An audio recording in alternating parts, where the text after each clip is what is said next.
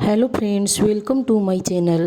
Priyanka doctor की पढ़ाई कर रही थी, लेकिन उनकी सास कोकिला को उनका पढ़ाई करना बिल्कुल पसंद नहीं था और वह जानबूझकर उन्हें घर के कामों में उलझाए रखती थी।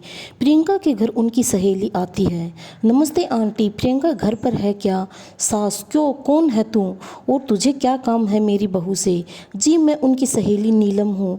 कल उसका एग्ज़ाम है ना, और उसने मुझसे कुछ किताबें पढ़ने के लिए मंगवाई थी, वही देने आई हूँ। अच्छा, तू है नीलम जो सारा दिन फ़ोन पर मेरे बहू के कान भरती रहती है? देख लड़की, अगर आज के बाद तूने मेरी बहू को उल्टी सीधी बात पढ़ाई तो मुझसे बुरा कोई नहीं होगा। अरे खबरदार, अगर आज के बाद तूने मेरी बहू को फ़ोन किया और दोबारा इस घर में दिखाई दी तो है। अरे माँ जी, पता नहीं आप किस ज़माने की औरत हैं। मैं तो सिर्फ आपकी बहू की मदद करना चाहती थी, लेकिन क्या करे, बेचारी की किस्मत ही टूटी है, उसे आप जैसी सास मिली है। ठीक है, जाती हूँ मैं। बड़ी आई मुझे भाषण देने वाली, तेरे जैसी बहू देखी है मैंने। शाम को प्रियंका अपने पति के साथ घर आती है। प्रियंका, माँ जी मेरी बहन नीलम घर पर आई थी क्या? माँ जी बोली, अरे बड़ी बदतमीज है तेरी सहेली, औरों से बात करने का ढंग भी नहीं है, उसे तो मैंने बड़े बड़े ताने सुनाकर भगा दिया।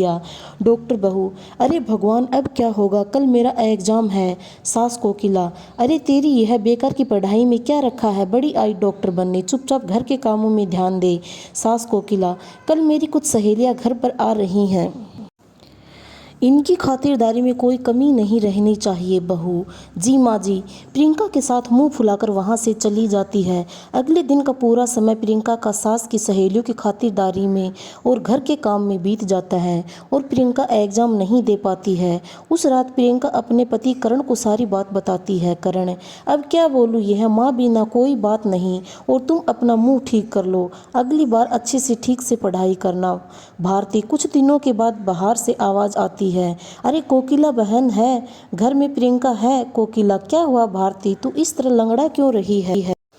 भारती, अरे क्या बताऊं कोकिला बहन, सीढ़ियां उतरते वक्त मेरा पैर फिसल गया और पैर में सूजन आ गई है, इसलिए तेरी बहू से दवा पानी कराने आई हूँ। कोकिला, मेरी समझ में नहीं आता, लोग छोटी छोटी बातों को लेकर डॉक्टर के पास क्यों जाते हैं? अरे तेरा पैर मुड़ गया है ना, बस ला, अभी तेरे पैर को मैं ठीक कर देती हूँ, दिखा तेरा पैर। कोकिला भारती का पैर पकड़कर जोर से खींचती है। भारती, मर गई रे, ऐसा बोलकर जोर से चीखती है।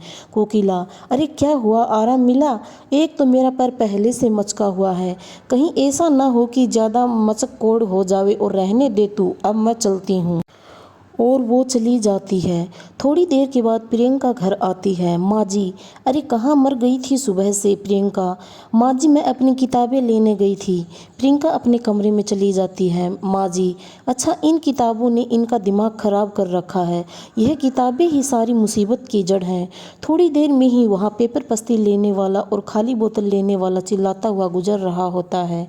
सास ने बहू की सारी किताबें पेपर वाले को दी और पेपर वाला बोला, यह तो सब अंग्रेजी में लिखी हुई बहुत महंगी किताबें हैं। कोकिला बहन बोली, तो लेकर जाता है कि नहीं? वैसे पेपर वाला सब किताबें लेकर चला जाता है। प्रियंका को जब इस बात का पता चलता है तो वह बहुत दुखी होती है और अपनी पढ़ाई पूरी करने के लिए वह लाइब्रेरी में पढ़ने के लिए जाती है। कुछ दिनों के बाद सास कहती है, अरे मर गई रे बाप। सास को बहुत दर्द होता है और वो चीखने लगती है, उसको सहा नहीं जाता।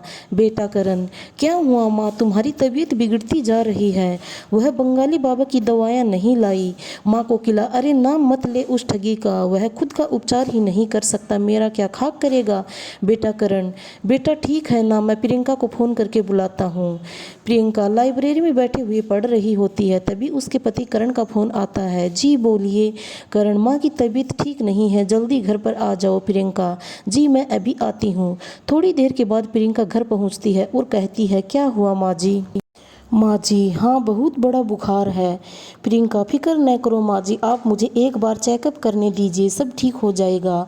माँ जी, अच्छा ठीक है बहू, जैसी तेरी मर्जी। प्रियंका कोकिला का चेकअप करती है। फिक्र न करें माँ जी, आपकी बीमारी समय रहते पता चल गई है, ठीक हो जाएगी। अगर थोड़े दिन गुजर जाते तो इन्फेक्शन ज़्यादा फैल जाता और लेने के देने पड़ जाते। प्रियंका अपनी सास को एक इंजेक्शन लगा देती है और कुछ खुद दवाइयाँ खाने के लिए दे देती है प्रियंका।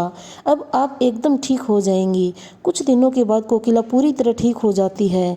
अपनी बहू के साथ किए गए बुरे बर्ताव से कोकिला को बहुत पछतावा और शर्मिंदगी महसूस होती है। वह अपनी गलती का पश्चाताप करने के लिए अपनी बहू को उसकी किताबें ला कर देती है।